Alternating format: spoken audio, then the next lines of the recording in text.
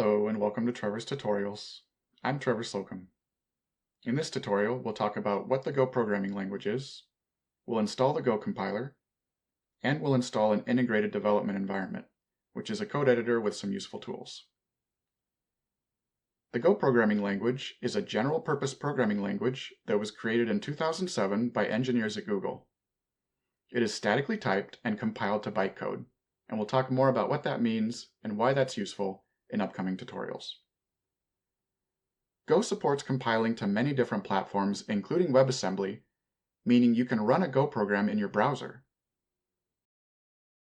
To install the Go compiler, visit go.dev, click Download, and then click the appropriate download based on your operating system and your CPU architecture. One free and open source integrated development environment is VS Codium, and you can find it at vscodium.com. Click Download.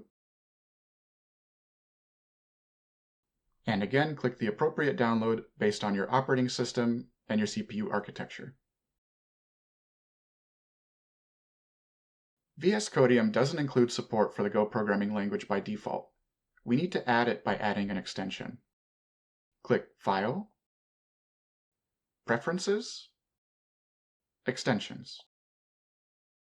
Type in Golang. Find the result Go with the description Rich Go language support for Visual Studio Code. It's authored by Golang and it has over 1 million downloads. Click Install. And once that finishes, you might be prompted to install a few additional tools.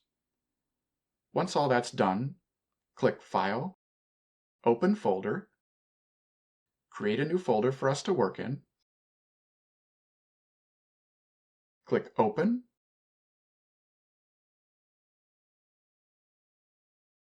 and then open a new terminal window by clicking Terminal at the top of the screen, New Terminal. Type in go mod init getting started.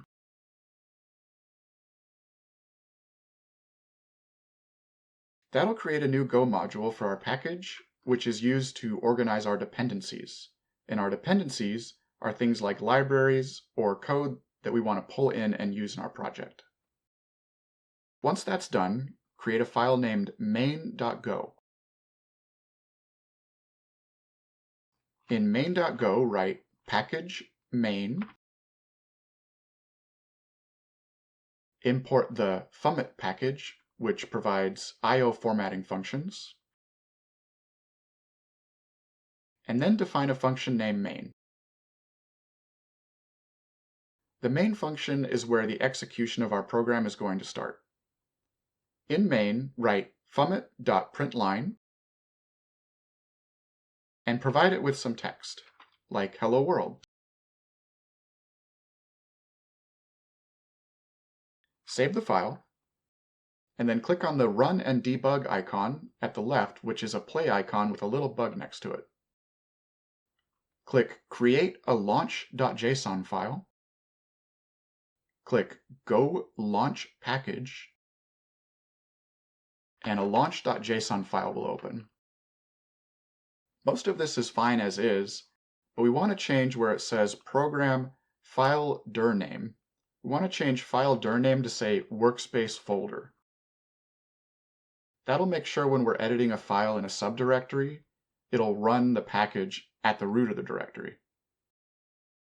Once we've done that, save the file and close it. Go back to main.go and click the green Launch button at the top left next to Launch Package. And we should see the output of our program. Congratulations, you're a Go programmer! In the next tutorial, we'll install EbbyTension and make the leap from outputting text to outputting graphics. See you there.